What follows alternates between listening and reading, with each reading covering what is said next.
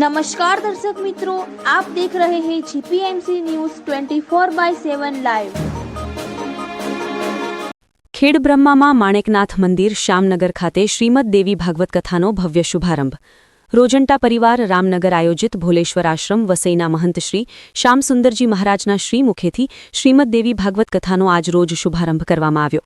સ્વર્ગસ્થ વક્તાભાઈ પ્રભુભાઈ અને સ્વર્ગસ્થ અમૃતભાઈ ધોળાભાઈના મોક્ષાર્થે 7 દિવસ ચાલનારી કથાની શરૂઆત યજમાન શ્રી વક્તાભાઈ પુંજાભાઈ પટેલ રામનગરના ઘેરથી ડીજેના તાલ સાથે વાજતે ગાજતે પોથીયાત્રા તથા સંતોની શોભાયાત્રા કાઢી અને નવા માણેકનાથ મંદિર કથા સ્થળે પહોંચેલ।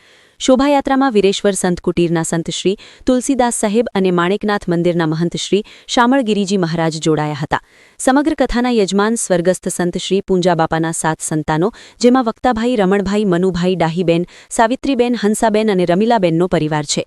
દરરોજ સવારે 9:30 થી 12:30 કથાનું રસપાન અને ત્યારબાદ દરરોજ બ્રહ્મ ભોજન આપવામાં આવશે।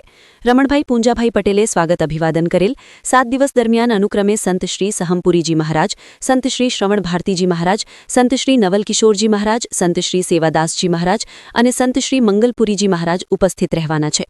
આજરોજ મોટી સંખ્યામાં હરિભક્તોએ લાભ લીધેલ, જેમાં વડાલીના અગ્રણી શ્રી ડાયાભાઈ પટેલ, ભારતીય કિસાન સંઘ પ્રદેશ ઉપપ્રમુખ શામળભાઈ પટેલ, 4 તાલુકા મંત્રી દિનેશભાઈ મેહુલ પટેલ, જગુભાઈ પટેલ, શ્રી એમ કે રહેવર, કિસાન સંઘ મંત્રી અરવિંદભાઈ પટેલ ઉપસ્થિત રહ્યા હતા તથા સમગ્ર કાર્યક્રમનું સંચાલન હાઈસ્કૂલ ખેડબ્રહ્માના પૂર્વ પ્રિન્સિપાલ સુરેશભાઈ એસ પટેલે કરેલ। રિપોર્ટર દિનેશભાઈ પી પટેલ, 4 તાલુકા મંત્રી શ્રી, જીપીએમસી ન્યૂઝ 24/7 લાઈવ।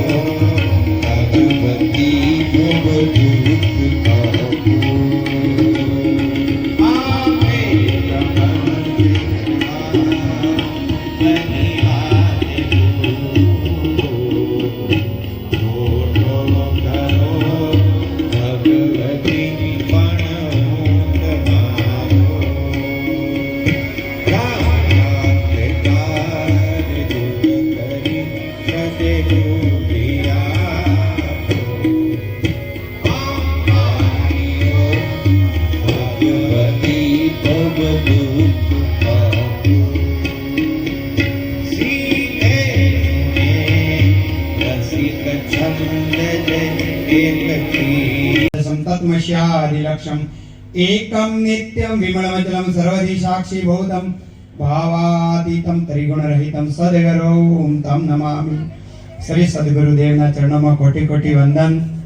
અત્રે ઉપસ્થિત આજે આપણા સૌનું જીવનનું કલ્યાણ કરનારા એવા પરમ પૂજ્ય શ્રી સદગુરુદેવ એવા શ્યામસુંદરદાસજી મહારાજના ચરણોમાં કોટી કોટી વંદન. એ સાથે જ આપણા સૌનો સુખ દુઃખમાં સાથ સહકાર આપતા એવા પરમ યોગી, પરમ તપસ્વી અને આયુર્વેદિકના બહુ મોટા યોગીરાજ એવા કબીર સાહેબના એવા પોતાના અંદર બિરાજમાન શ્રી હરિનારાયણના ચરણોમાં બધાને આત્માના પરમાત્માને એના ચરણોમાં પણ કોટી કોટી વંદન. આજે આપણું જીવન પાવન થઈ જાય આટલામાં ભાગવત કથાઓ, શિવ પુરાણ કથાઓ બધાએ બહુ કરી છે, કરાવી છે, પણ દેવી ભાગવત કથા છે અને એ કથાઓમાં અમે ગયા પણ છીએ. પણ આપણે ખરેખર આજે સોનાનો સૂરજ ઉગ્યો છે. આપણા પોતાનું જીવનનું કલ્યાણ થતું હોય દેવી ભાગવત કથા સાંભળીએ. આ જનમેદનીમાં કોઈ પણ રૂપમાં હનુમાનજી મહારાજ પણ આવીને બેઠા હશે અને માની કથા સાંભળશે. આવી કથા 7 દિવસ સાંભળે, એને જાણતા અજાણતા કોઈ પાપો થયા હોય, એ પાપોમાંથી એને મુક્તિ થતી હોય, એની સદગતિ થતી હોય, એને મોક્ષ થતો હોય. તો આવી માં જગદંબાની શ્રીમદ દેવી ભાગવત કથા આપણે સૌ સાંભળીએ અને આપણા જીવનનું કલ્યાણ કરીએ. એ સાથે એક દેવી ભાગવત કથા સાંભળો અને આપણે 100 ભાગવત કથા સાંભળો, એટલું પુણ્ય થાય છે. એનું લોહી છે. અમુક દીકરાના ભૂલકાઓ રહી ગયા હોય, બીજા ઓળખીતા અને સગાવાલા બધા આનંદ કરતા હોય અને ઘરના પોતાના લોહીના છોકરાઓ છે છેટેથી જોતા હોય. ત્યારે તમે આ જુસ્સામાં જે કરો છો, પણ તમે તમારા વડીલોની આંતળી પીડાવો છો. તો જે પિતૃલોકમાં પિતૃ બેઠા છે ને, એ આપણા બધાના બળવાઓ છે. એટલે કોઈ પણ પિતૃ કાર્ય અથવા પુરાણનું વાંચન થતું હોય તો લોહીનો કોઈ સંબંધી બાકી ન રહે, બધા સંબંધ થાય. અને પછી પિતૃ ખૂબ રાજી થાય છે. અમે તો આયોજનમાં જ બધા જોડાયેલા છે. ભાઈઓ તો કરે, પણ બહેનો તો એમની દુનિયા જુદી હોય ને, તો બીજા ગોતમાં જતા રહ્યા હોય. ઠીક હવે પત્રિકા મળી છે તો એક હાજરી આપો, આવશું, એટલું જ.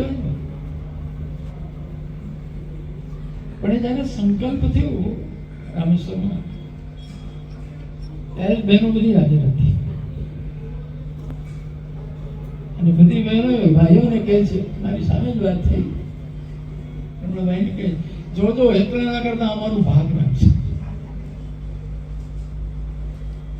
આમ એક દ્રષ્ટિએ બેન દીકરીનું લેવું જરાક સંકોચ થાય. બેન દીકરીને આપવાનું લેવાનું. હવે તો કન્યાદાન થઈ ગયું, ગોત્ર બદલાઈ ગયું, સરનેમ બદલાઈ ગઈ. તો એમનો સંસાર છે ને એમના ઘરે કરશે એમને રીતે. પણ અહીં દરેક દીકરીઓ કહે છે કે ના, અમારા મા બાપ ભલે ગોત્ર બદલાઈ ગયું, અમારો સંસાર, પણ મા તો થોડી બદલાય, લોહી તો ન બદલે. ભાગ રાખવું છે.